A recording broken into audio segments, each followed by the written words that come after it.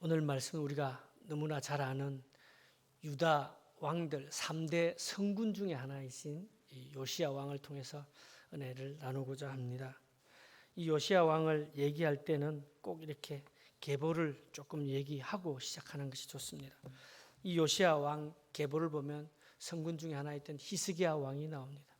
이분도 성전 정화를 했고 율법을 바로 세우고 또 예배를 했던 그런 왕이었습니다. 여호와 보시기에 이분도 정직하게 행했습니다.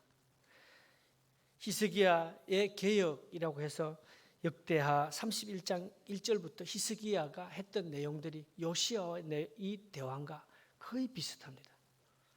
그런데 이 히스기야 왕은 이 모든 일이 하나님께서 해주셨는데 말년에 갈수록 꼭 자기가 한 것처럼 느끼게 되고 그 바벨론의 직사가 왔을 때 모든 창고를 개방하고 이스라엘이 갖고 있던 걸 다 보여줬습니다. 마치 자기가 한 것처럼.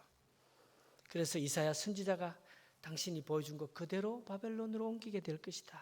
이렇게 얘기했을 때 이사야 선지자 이 히스기야는 나 때에 족하면 됩니다. 이렇게 말년을 그렇게 끝을 냈던 왕이었습니다.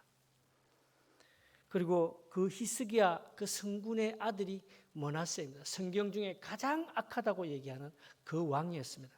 이 왕은 12세 왕이 올라 55년 동안 다스리는데 아버지가 한 것 그 반대로 똑같이 하나도 같이 간 것이 없습니다. 다 반대로 했습니다. 다 내쫓았던 우상들 다시 다 들여오고 깨부셨던 아세라 목상들 다시 세우고 하나님의 전 안에 1월 성신을 모시고 거기서 예배 드렸다. 나빠도 너무 나빴습니다. 그리고 자기 아들들을 그 흰놈의 골짜기에 불 가운데로 지나게 하고 인신제사를 드렸던 그런 왕이었습니다. 얼마나 백성들이 힘들었겠습니까? 55년 동안 다스렸습니다.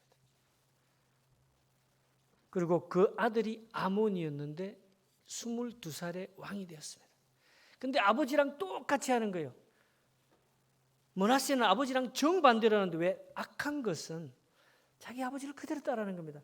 그래서 보다 못한 신하들이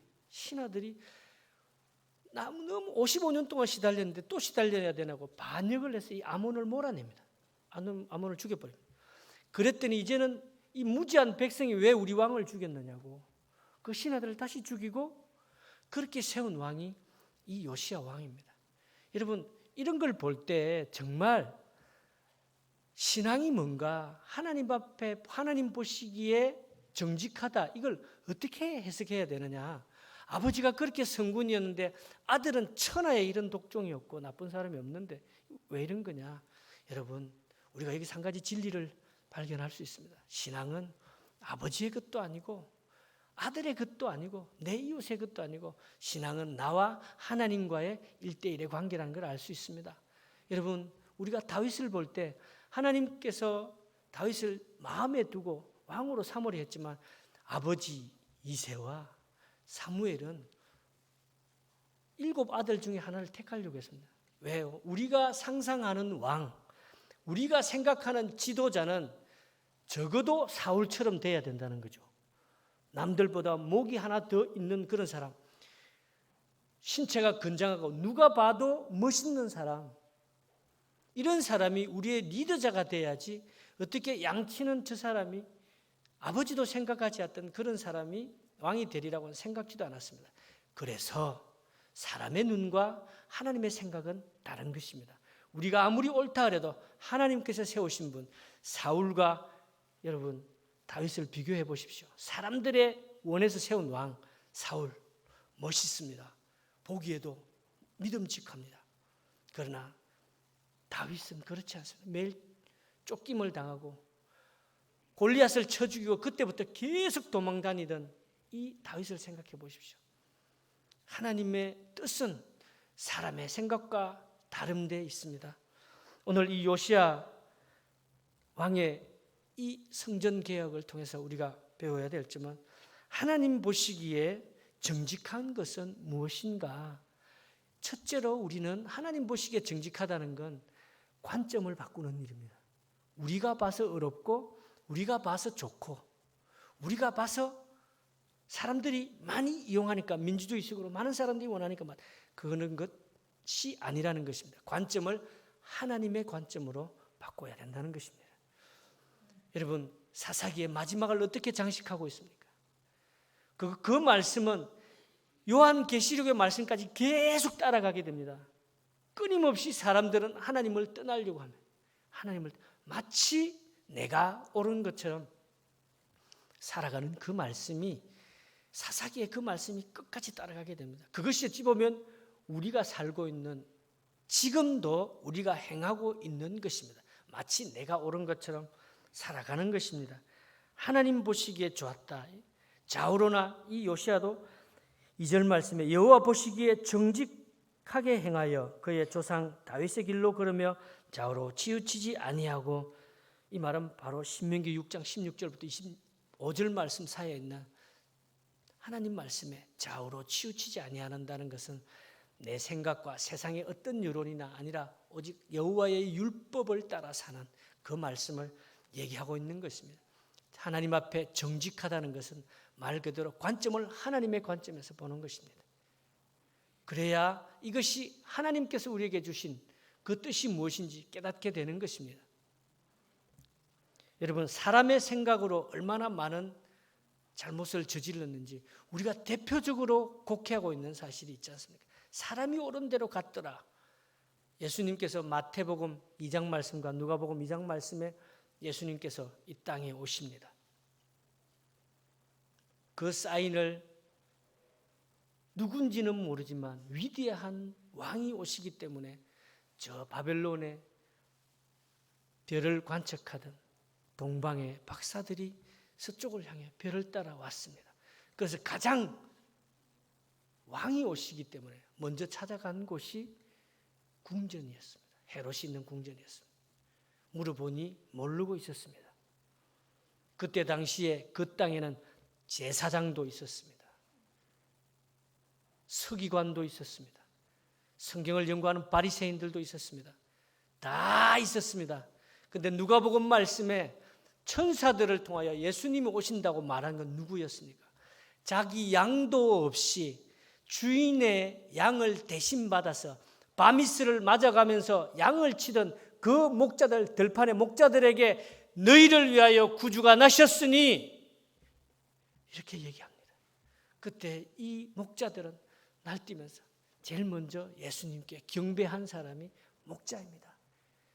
제사장도 아니고 헤롯 왕도 아니고 바리새인 서기관도 아닌 기득권을 가진 누구도 아닌 예수님은 천사를 통해서 누구가 오신 목자에게 전거했습니다. 여러분, 이걸 우리가 어떻게 봐야 될까요? 그들은 그들이 만든 율법과 그들이 만든 세칙과 그들이 만든 관례대로 살았습니다. 하나님께서 말라기의 문을 닫고 난 이후부터 그들은 그들의 리그로 살았습니다. 그들이 옳은 대로 살았습니다. 마치 이렇게 하는 것이 하나님께서 우리에게 주신 것처럼 내가 대표성을 가지고 예배도 인도하고 법도 만들고 그렇게 살았습니다. 그런 사람들이. 그러나 예수님이 오실 때 그들은 누구도 알지 못했습니다. 이것이 여러분 얼마나 인간 그들을 통해서 그들의 정의를 세워가며 살았습니다. 하나님과 상관없는 그 길을 살았던 것입니다. 이것이 좌우로 치우치지 아니하고가 아니라 자기의 뜻대로 옳은 대로 살았기 때문에 하나님의 말씀이신 그가, 독생자이신 그가 오는 것도 몰랐던 것입니다. 얼마나 인간이 죄에 물들어 있었는지를 전적으로 보여주고 있습니다. 이것뿐이 아닙니다, 여러분. 성경에 계속 말씀하시는 하나님이 보시기에 정직하였더라. 왜 다윗을 통해서 하나님께서 이렇게 정직하였더라라고, 내 마음에 합한 자라고 왜 하나님께서 친히 고백하십니까? 그건 단 하나입니다. 오늘을 사는, 하나님께서 생명 주신 동안 사는 모든 하나님을 믿는 사람들은 다윗처럼 살아라는 것입니다. 그것이 표준이라는 것입니다. 잘못했으면 회개하고 늘 하나님을 찬양하며 살아라는 것입니다. 하나님을 욕먹게 하고 하나님의 이름을 망령되이 일컫는 그런 블레셋 군사들이 있으면 무찌르라는 것입니다. 세상에 나가서 싸워 이기라는 것입니다. 우리가 교회 안에서만 하나님 할렐루야 찬양할 때 세상 사람들은 우리 교회를 핍박하기 시작했습니다. 근데 우리는 몰랐습니다. 근데 우리는 이제 알아갑니다. 하나님이 우리에게 지혜 주셨습니다. 하나님 앞에 정직하다는 것은 성경 말씀에 분명히 사람도 세워주시고 어떻게 행해야 된다고도 가르쳐 주셨습니다. 이 요시야 왕은 마음을 다하고 성품을 다하고 힘을 다해 여호와를 섬겼습니다. 모세의 모든 율법을 완전히 그러고 준행한 임금이었습니다. 열왕기하 23장 25절에 요시야가 또 유다 땅과 예루살렘에 보이는 신접한 자와 점쟁이와 드라빔과 우상과 모든 가증한 것을 다 제거하였으니 이는 대제사장 hil기야가 여호와의 성전에서 발견한 책에 기록된 율법의 말씀을 이루려 함이라. 요시야와 같이 마음을 다하며 뜻을 다하며 힘을 다하여 모세의 모든 율법을 따라 여호와께로 돌이킨 왕은 요시야 전에도 없었고 후에도 그와 같은 자가 없더라. 이렇게 기록하고 있습니다. 얼마나 하나님 마음에 들었으면 합한 자였으면 이렇게 기록했겠습니까? 두 번째로 정말 하나님 보시기에 정직한 것은 여러분 말씀으로 돌아가는 것입니다. 여러분 말씀을 잃어버렸을 때 얼마나 이상하게 살았는지 아시잖아요. 이 므낫세도 말씀을 잃어버리니까 자기 아들을 인신제사로 불에 태워서 드리는 흰놈의 골짜기 거기에서 그런 짓을 했습니다. 하나님이 여호수아 그리고 모세를 통해서 너희가 그 땅에 들어가서 향하지 말아야 될 것을 분명히 얘기하고 있습니다.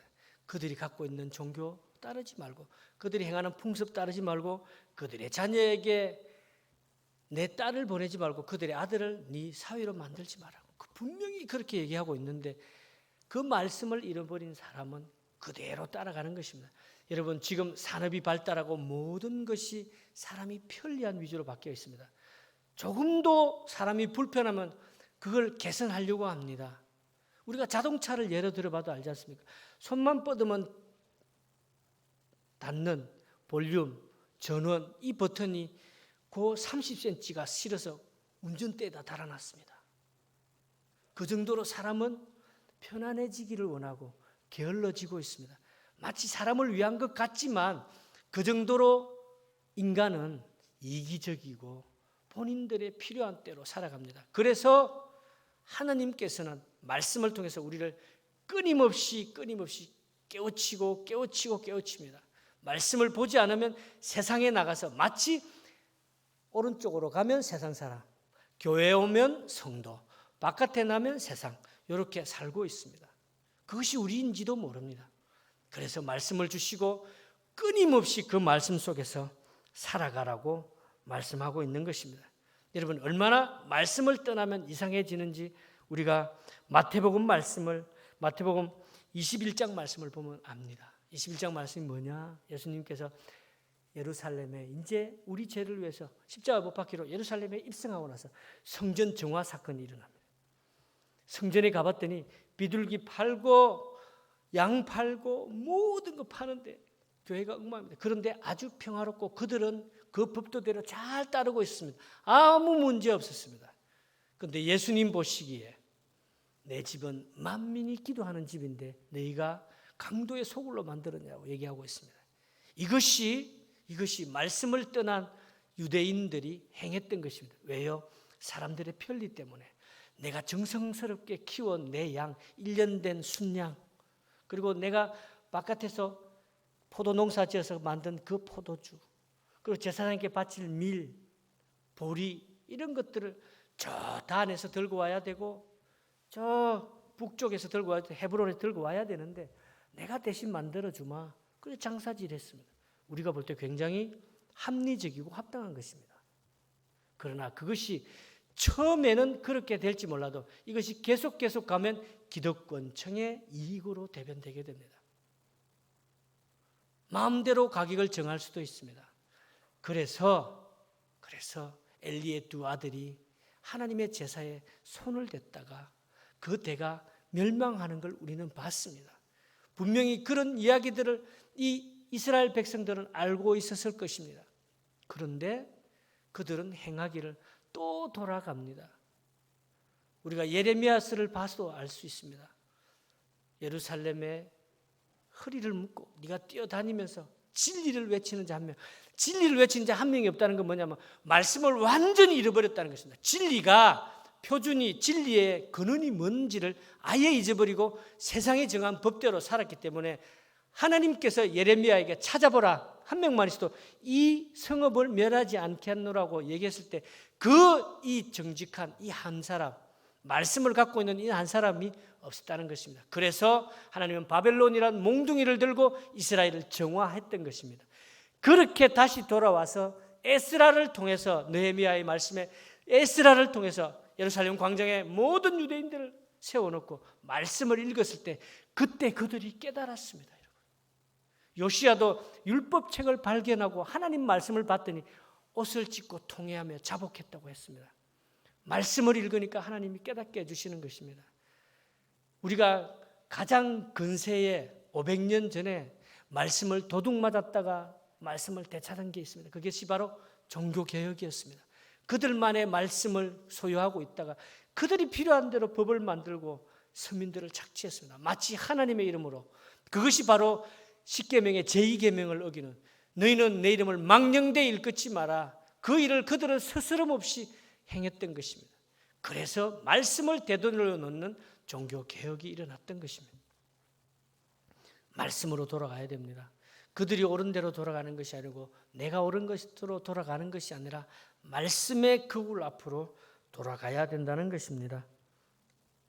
이것이 하나님께서 보시기에 정직하게 행하는 것입니다.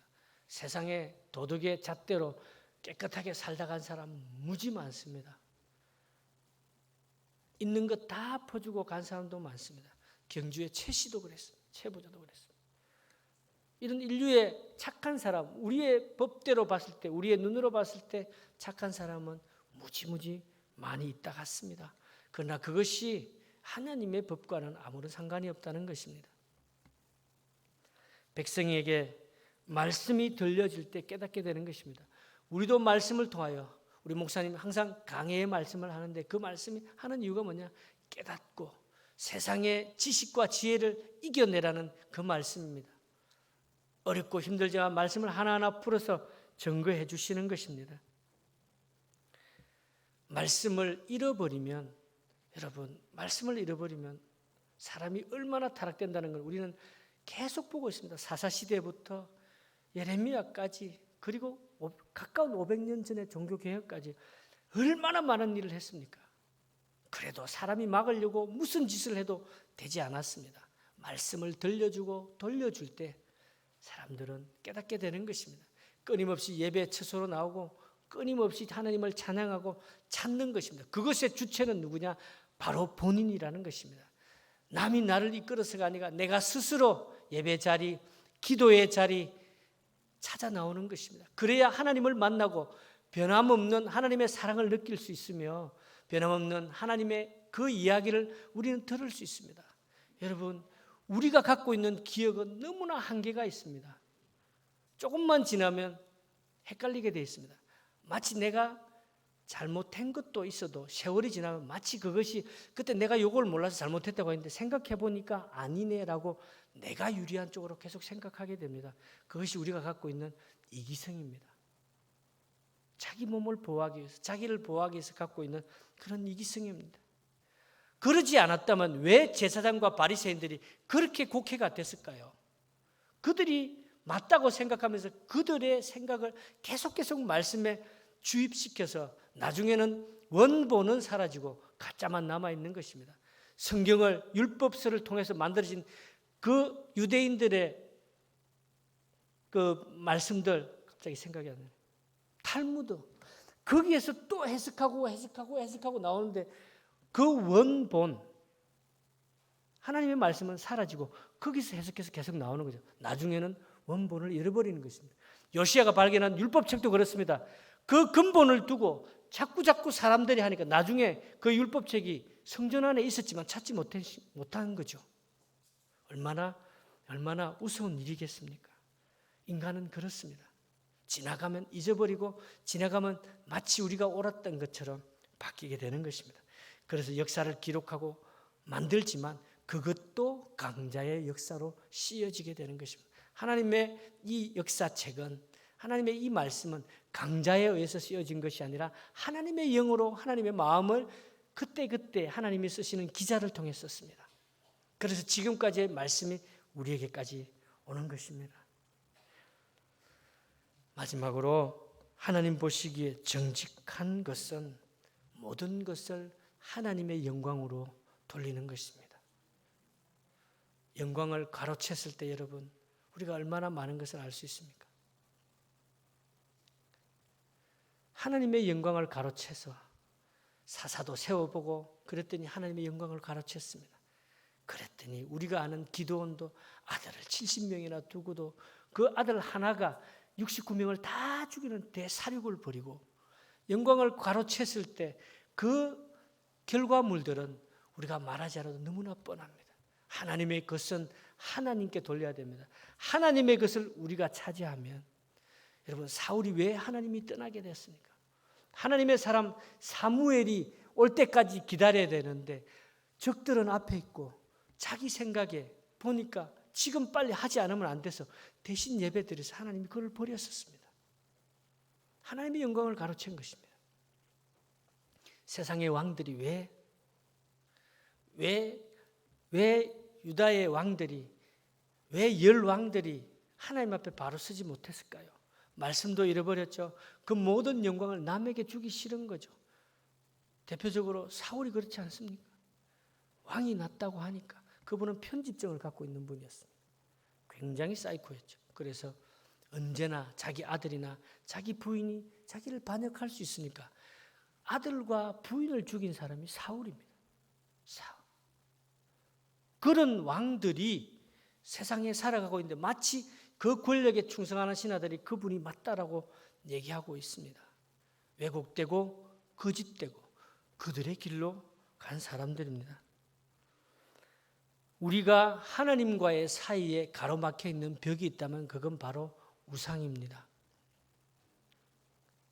첫째도 우상, 둘째도 우상입니다. 십계명에도 나 외에 다른 신을 두지 말라. 너를 위하여.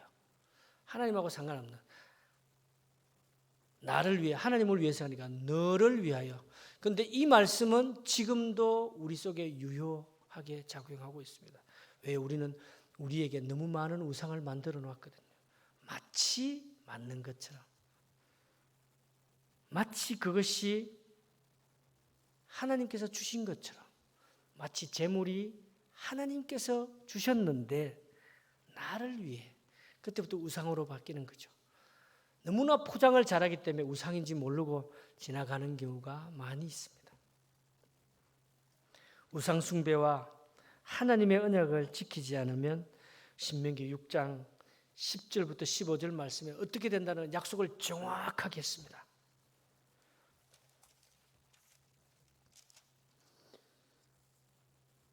불순종에 대한 경고를 하나님께서 이렇게 말씀하고 계십니다. 내 하나님 여호와께서 내 조상 아브라함과 이삭과 야곱을 향하여 내게 주리라 맹세하신 땅으로 너를 들어가게 하시고 내가 건축하지 아니한 크고 아름다운 성읍을 얻게 하시며 네가 채우지 아니한 아름다운 물건을 가득한 집을 얻게 하시며 내가 파지한 우물을 차지하게 하시며 내가 심지 아니한 포도원과 감람원을 차지하게 하사 내게 배불리 먹게 하실 때에 너는 조심하여 너를 애굽 땅 종 되었던 집에서 인도하여 내신 여호와를 잊지 말고. 다 주신다 그랬어요. 불순종하면 다 없어지는 것이었습니다. 여러분, 사람이 얼마나 마음이 강팍하냐면 출애굽할 때 40년 동안 그 땅에서 하나님의 군사로 훈련받는데 하나님은 하루 만에 이집트에서 모든 이스라엘과 그를 따르는 가축 그리고 잡족들까지 하루 만에 빼냈습니다. 그런데 그들의 마음속에 이 애굽을 빼내는 데는 40년이 걸렸습니다. 그렇지 않습니까, 여러분? 40년 동안 광야에서 뭐 했습니까? 돌아가자. 뭘 돌아가요? 하나님 주신 땅으로 가야 되는데, 그래서 하나님은 40년 동안 그들에게 훈련시키며 1세대는 완전히 그 땅에 제사 지내버립니다. 바뀌지 않는 사람들을 얘기하는 것입니다. 여러분, 우리도 혹시 그런 강팍한 마음을 갖고 있지 않습니까? 하나님 말씀을 주시고 또 예배 처소를 주시고 주의 종을 통하여 들려지는 말씀을 주시고 매스컴을 통해 들려지는 많은 말씀들을 주셨는데, 우리는 오늘도 사도행전 29장을 쓰지 않고 나의 복음을 쓰고 있지 않은지 한번 돌아봐야 합니다. 회개하지 않는 백성은 말 그대로 희망이 없다고 했습니다. 하나님을 알았으면 우리가 매일매일 삶을 살아가는데 회개하지 않고 삶을 살아가면 마지막 말라기의 마지막 세대가 되는 것입니다. 여러분, 왜 이 땅에 기독교가 그렇게 번성했다가 이렇게 곤두박질 칠까요? 감사도 사라지고 회개도 사라지고 말씀이 옅어졌기 때문이라고 저는 믿습니다. 왜 우리가 초등학교, 유년부 이 아이들에게 힘을 다해서 하나님 말씀을 증거해야 됩니까? 모세의 율법에도 하나님의 말씀을 그들의 가슴에다가 밀어 넣으라 했습니다. 여러분, 그냥 잘 주라는 거 아닙니다. 밀어 넣으라는 것은 강제로 교육을 시켜서도 여호와 하나님을 알게 해라는 것입니다. 그렇지 않으면 우리 다음 세대는 없습니다. 우리가 이룬 이 하드웨어는 남아있을지 모르나 아이들을 통해 증거되어야 될 예수님은 사라지고 되는 것입니다. 그래서 누군가에 의해서, 하나님의 사람에 의해서 다시 회개하라 라는 그 말씀이 들려질 수 있습니다. 여러분, 우리가 마지막 세대라고 여러분 생각하셔야 됩니다. 복음의 일꾼된 마지막 세대라고 생각하셔야 됩니다. 왜요? 우리는 한번 왔다 가야 될 인생이기 때문에 그렇게 살아야 됩니다. 내가 복음 전하지 않으면 내 자녀들의 복음은 없어진다. 여러분, 그것이 우리가 하나님의 말씀 맡은 자고 우리가 하나님께서 각자 세우신 제사장들입니다. 만인 제사장들이 바로 여러분들입니다. 성소의 휘장이 갈라지고 하나님의 말씀이 모든 사람에게, 여러분, 아브라함에게 하나님이 약속하셨던 이 세 가지, 첫째는 네게 자손을 주겠다. 하늘의 별과 같이 땅의 모래같이. 두 번째, 땅을 주겠다. 지금의 이스라엘 가나안 땅을 하나님 주셨습니다. 마지막으로 너희가 모든 민족을 축복하게 해줘. 그게 뭡니까? 그들을 통해서 우리가 받은 이 복음, 하나님의 약속은 다 이루어졌습니다.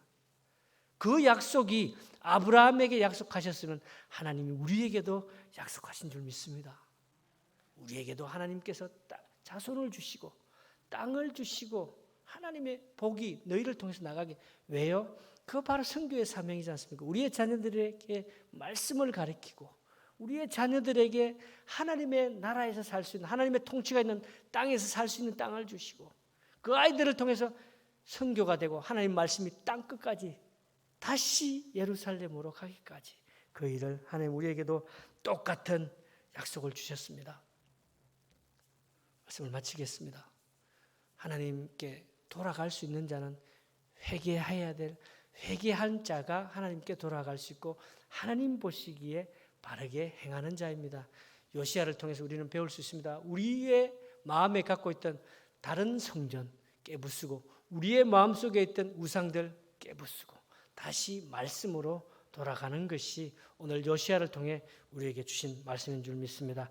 우리가 요시야처럼 하나님 말씀 가지고 살아가고 승리하시는 한 주 되시기를 간절히 축원합니다.